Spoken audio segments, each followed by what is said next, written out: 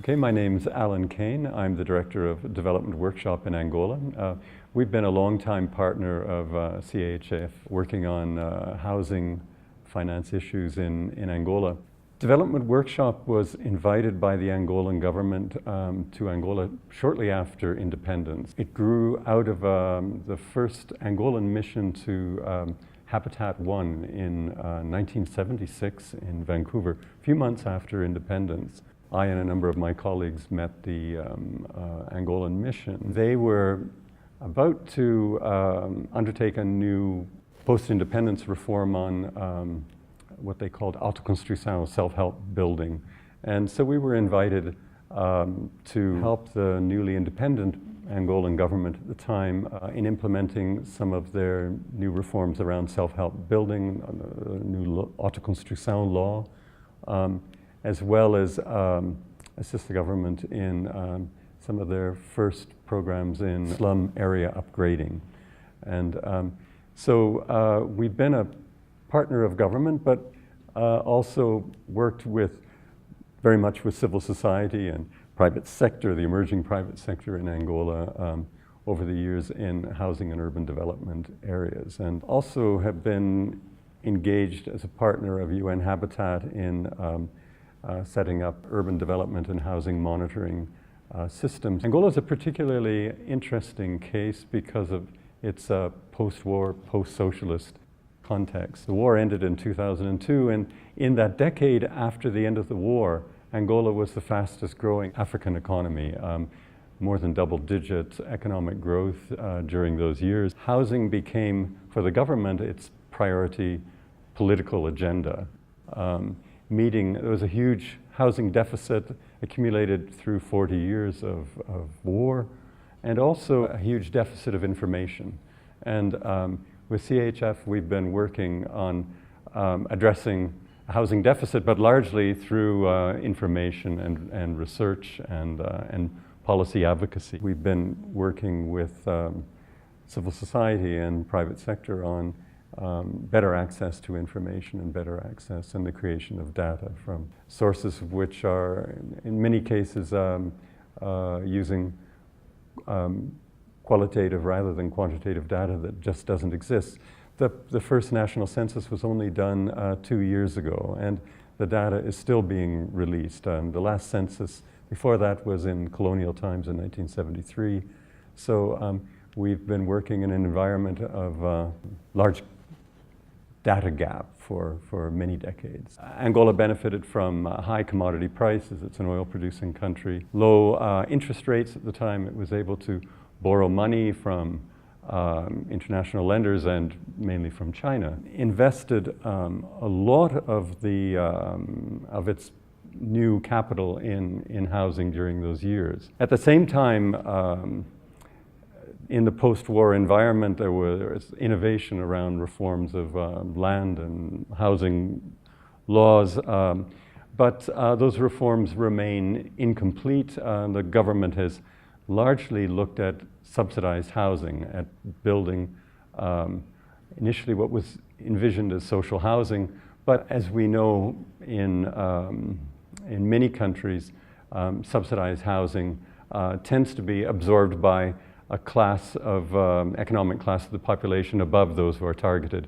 So the middle class and civil servants were the big beneficiaries of investment in housing. Now, in the last 3 or 4 years, there's been a collapse in commodity prices. As we know, oil prices are less than half of what they were, and the government doesn't have the same capacity to subsidize housing as they did. In fact, the government's left with large debts that they accumulated due to foreign borrowing from China, and are left with really new challenges. One of them, and this is an area that Development Workshop, together with support from CHF, have been focusing on, is promoting the incomplete reforms in mortgage law and land law by using information research for advocacy, producing information that will be useful to the government in completing the economic reforms that still remain. Development Workshop was asked by the Angolan government to help them in putting together a set of indicators and measuring the impact of their compliance in meeting the Habitat 2 agenda and presenting the data in Quito, Ecuador a few months ago. And through this, we've been able to assess the government's performance and delivery of housing in various economic sectors. And this has produced a set of useful data that we have been using to promote the reforms on the housing agenda. I think the interesting thing at this time in Angola is that because the state is no longer able to provide the kinds of subsidies they have over the decade since the end of the war, the government is looking for solutions that really are sustainable and financially sustainable. And I think the data that we've been able to produce with support from CHF and UN Habitat and others is really relevant today. And some of the areas that there's potential now is the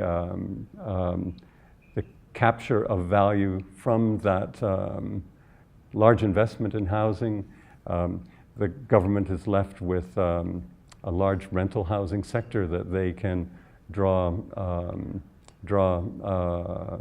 capital from for reinvesting in housing. And the really neglected sector of the economy is the assets in land that have been, the value has not been recovered in the post-war years. And so these are the opportunities now that the government has, and these are the areas that we're working on, is looking at assisting the government in policy reform around looking at new ways of investing in housing, particularly through the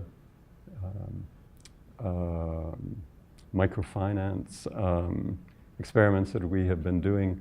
We have real interest now from the National Housing Development Fund in investing in the microfinance sector and mobilizing support from IFC and international investors in the lower end of the housing economy that has been pretty much neglected in the post-war years.